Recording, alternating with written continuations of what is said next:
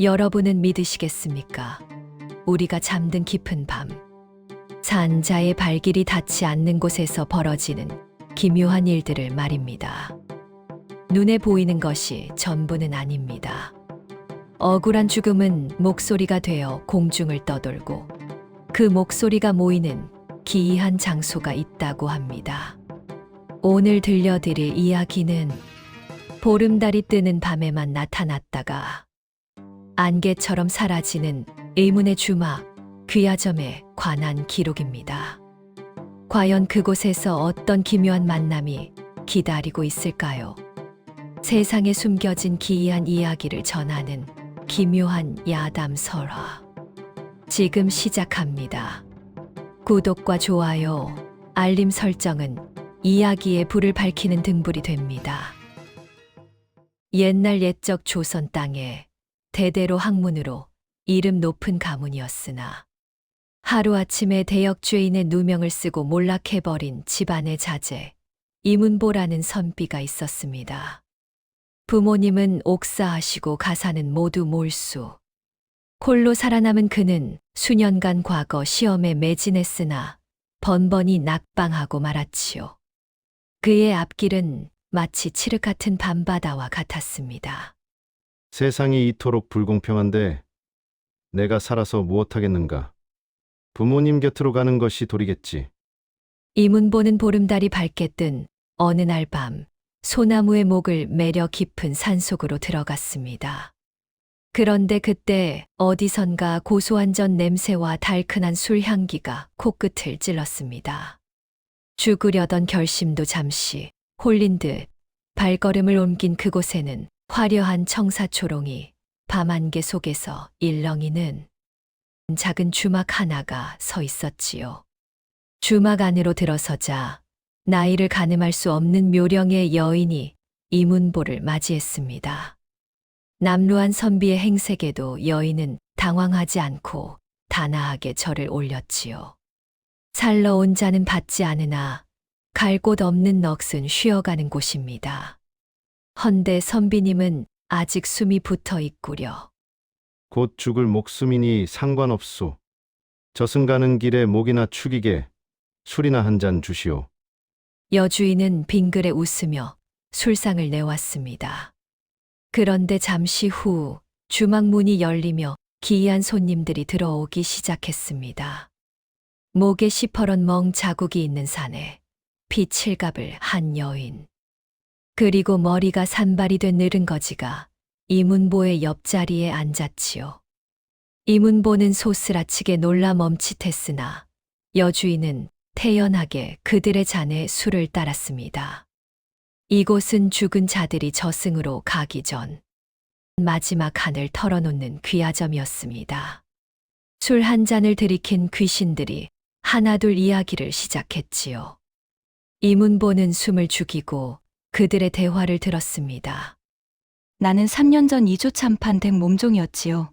안방마님이 잃어버린 비치 가락지를 훔쳤다는 누명을 쓰고 매질을 당해 죽었는데 사실 그 가락지는 마님의 친척 동생인 김대감이 빼돌린 것이었소. 허허, 그 김대감이라니? 나도 그자 때문에 죽었소. 가문대대로 내려오던 귀한 서책을 탐내어 내 아들을 역적으로 몰아 죽이고 나까지 길거리로 내쫓은 자가 바로 그자지. 이문보의 눈동자가 흔들렸습니다. 김대감, 바로 자신의 가문을 몰락시키고 부모님을 대역죄로 엮어 죽음으로 몰아넣은 원수가 바로 그자였기 때문입니다. 귀신들의 넋소리를 묵묵히 듣고 있던 이문보의 손이 파르르 떨리기 시작했습니다. 그때 술병을 들고 다가온 여주인이 이문보의 빈 잔을 채우며 나직이 읊조렸습니다. 참으로 묘한 인연이구려. 여기 앉은 넋들이 저승길도 못 가고 떠도는 이유가 하나같이 한 사람의 욕심 때문이니.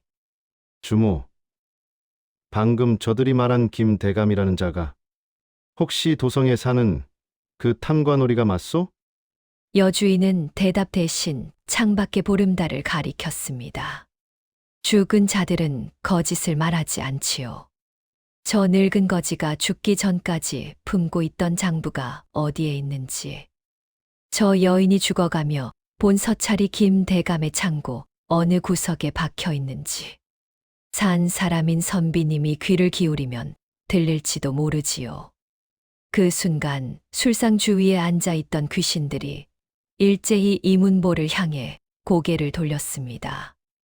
그들의 눈빛에는 원망이 아닌 무거운 진실을 맡기려는 간절함이 서려 있었지요.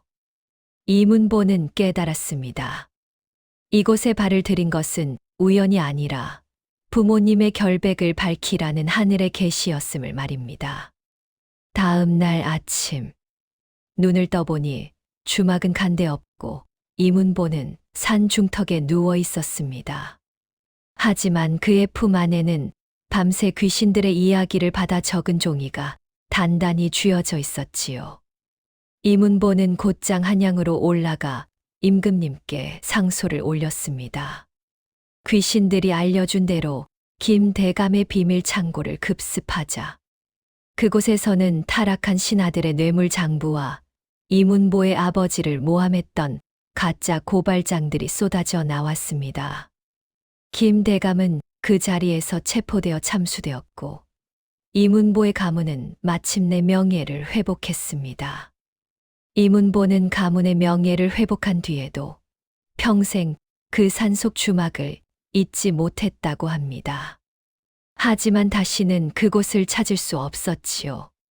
주막은 억울한 이들의 한이 풀리는 순간 소임이 다하여 사라진 것일까요? 아니면 지금 이 순간에도 어딘가 억울한 넋을 위로하기 위해 청사초롱 불을 밝히고 있는 것일까요? 때로는 산 사람의 지혜보다 죽은 자의 진실이 더 날카로울 때가 있는 법입니다. 여러분의 주변에도 혹시 밤마다 들려오는 기묘한 속삭임이 있지는 않습니까? 오늘 준비한 이야기는 여기까지입니다. 이야기가 기묘하고 흥미로우셨다면 다음 이야기도 기대해 주세요. 기묘한 야담설화는 더 신비롭고 놀라운 이야기로 다시 찾아오겠습니다.